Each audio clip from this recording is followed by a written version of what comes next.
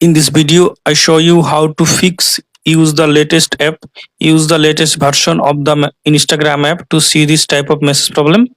For solving this problem, go to Play Store, search for Instagram, tap on Instagram, update your Instagram app.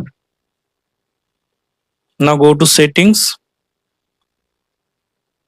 then go to apps, then go to see all apps.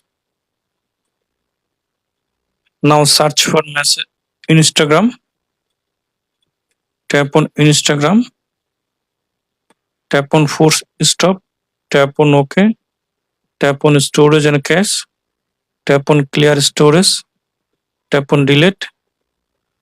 Now open Instagram app.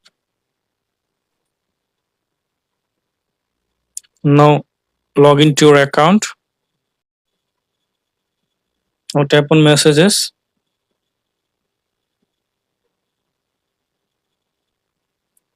Now see that use the latest version of the Instagram app to see this type of message problem will be solved.